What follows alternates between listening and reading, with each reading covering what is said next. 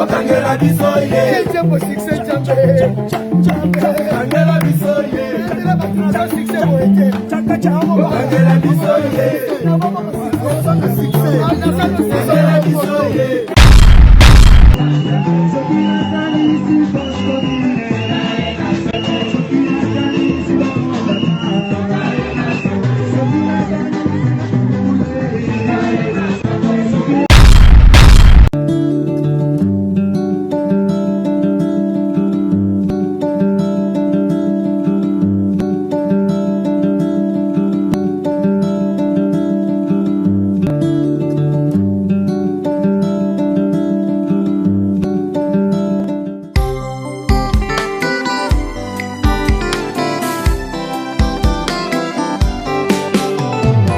Beleve fame na kokina bala azala en Christ poto kwela na naye doko na yo maserezanga pierre d'appui ezanga pela mu pela la joie yango na toni na tembe na motema ya kolinga yo bana kini bana poto bana mokili mobima tunanga nini hôtel Advage. Hôtel Advage. La classe Et la différence. La classe Et la différence. Ah, kolingane kozanga ngote tout là Force. tout la massa Force. tout la massa Force. bana poto bana mokili ba sénateur ba député et bongo bino ba wewa bino bana classe ba étudiant ba commerçant place à ba réunion place à refana place à repos bien et ça hôtel hôtel Advage hôtel Advage et ça musika te la commune qui Kimbanteke hein balobi balongoli biso poto na Kisasa balongoli Londres na Kisasa balongoli États-Unis na Kisasa non loin à aéroport ou tu aéroport puis outi Pascal Bitabe oyeka maman na commune qui Kimbanteke diagonale na bureau ya PMI pour ngane ko sanga ngote yaka au découvrir hôtel ya solo hôtel Advage. hôtel Advage. la classe Et la différence.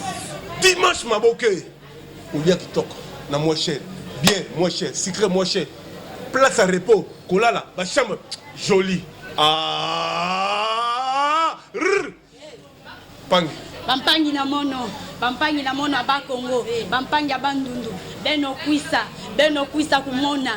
Beno kuisa na hôtel Advage, maboke ikele, na fasi ya PMI, kangeme kumaka na PMI, ngeme katuka n'importe komi, nyonso kele, ba place ya kulala ya kitoko, nyonso ya kitoko, maboke ya ngulu, ya mbisi, shawarma, nyonso, tous les sortes de cuisine, beno kuisa kumona, bena vanda jamais de si ataki lungu moshi na hôtel Advage. Bana kin bana poto, boya na hôtel Advage, bokozala jamais dessus, boko sepela. Biloka bien ezali cuisine européenne cuisine africaine nyonso bokolia maboke ya solo maboke ya ngulu ya mbisi donc toutes sortes ya maboke bokoluka bosala shawarma ezali hamburger nyonso bokoluka masanga ya bio oluka vin oluka liqueur nyonso bokoluka ezali champagne whisky tout ezali bachamba kitoko kolala ya bien donc nyonso service traité ya solo ya malonga boya bokozala jamais dessus bokosepela toza musika te toza na Kimbanteke non loin ya aéroport non loin ya Pascal toza tout près ya agence ya PMI avenue Ngambali numéro 2 boya bokozala jamais dessus hôtel Advage. Hôtel Advage. Hôtel Advage. Hôtel Advage. Hôtel Advage. Hôtel Advage.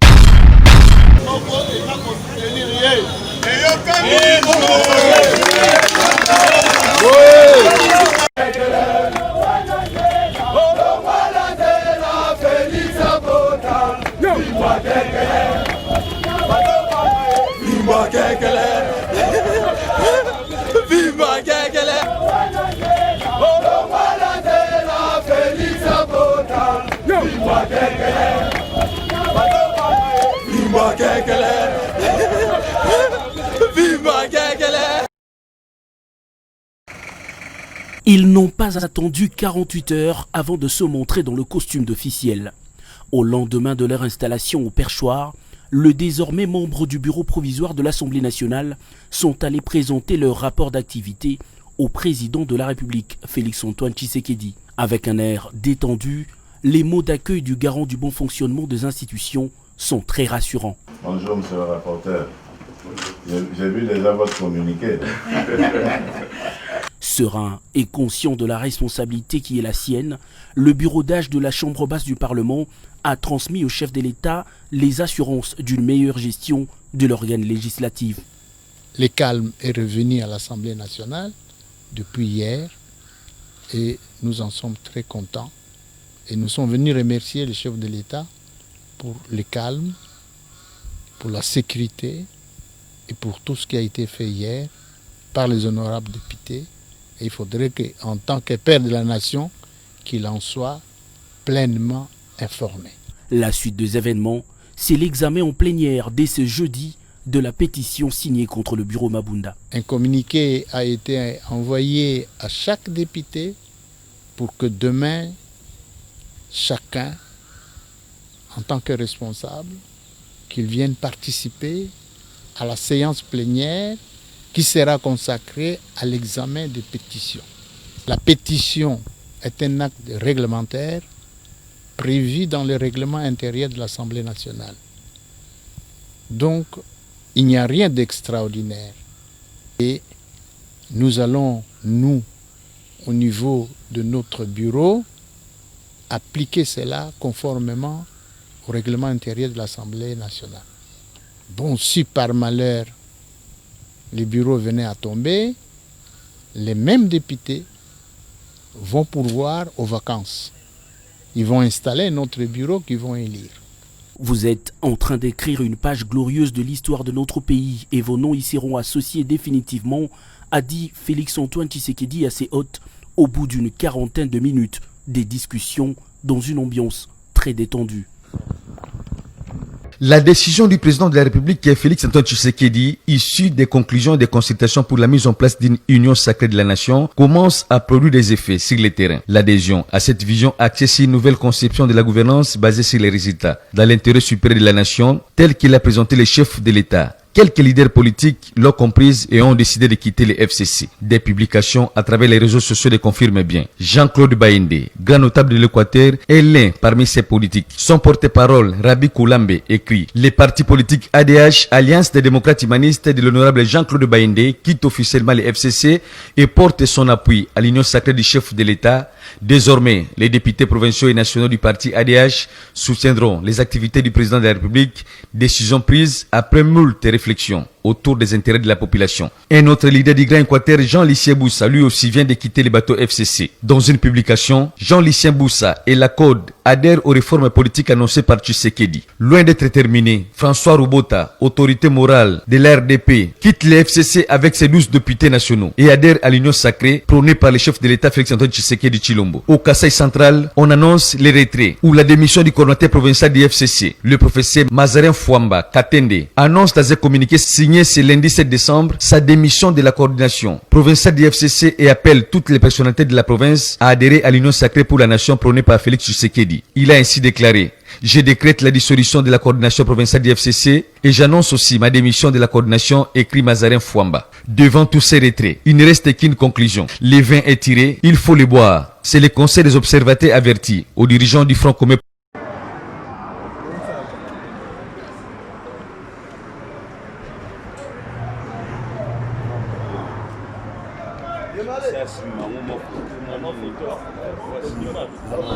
On a filmé là, on a filmé.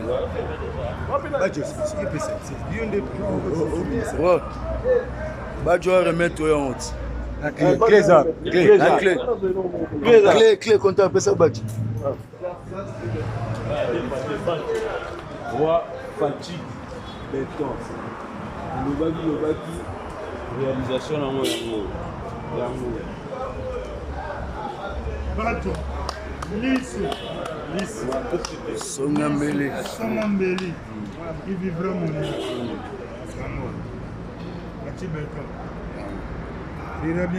Papi omoni ne okangami souffrance au sacrifice au monde. Ce n'est que le commencement. Ah papi, Bouka Porte.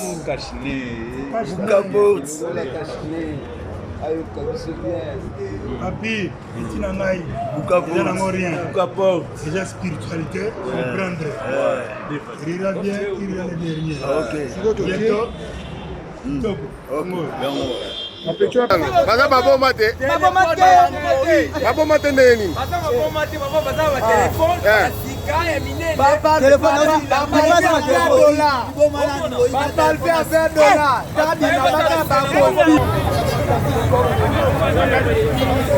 Baza babo mate. Neni. Wapi tulamba wala papa en fait. Wapi misamo kwa Baza babo mate. Why bilamba wo? Naba téléphone. Naba mbongo.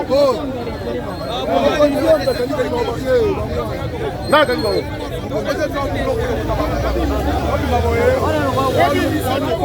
Mokonzi lobana leza nini? S'il te plaît mokonzi leza nini? Comment ça boy? Oh là Congo botika la Congo niveau ya papa Félix boy.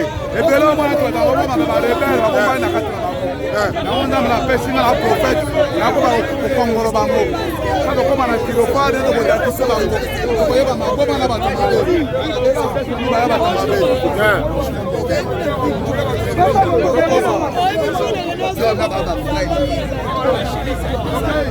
Wali ba téléphone bango. Apparemment ba ici ça va bomba. Akati ya mama. Allez le pays, faut s'en là. Okangi bango na ba téléphone na ba mbongo.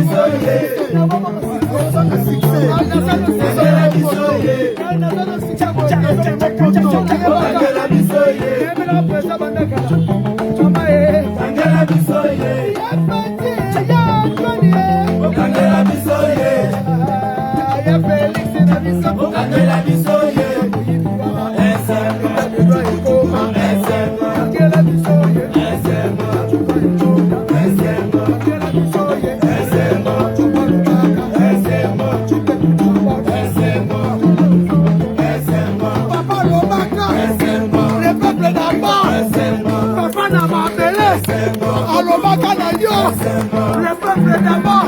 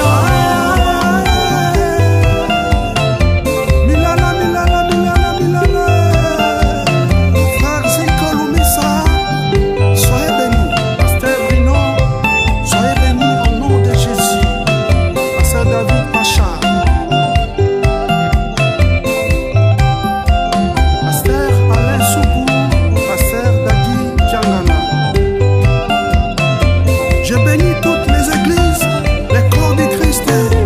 Soyez bénis.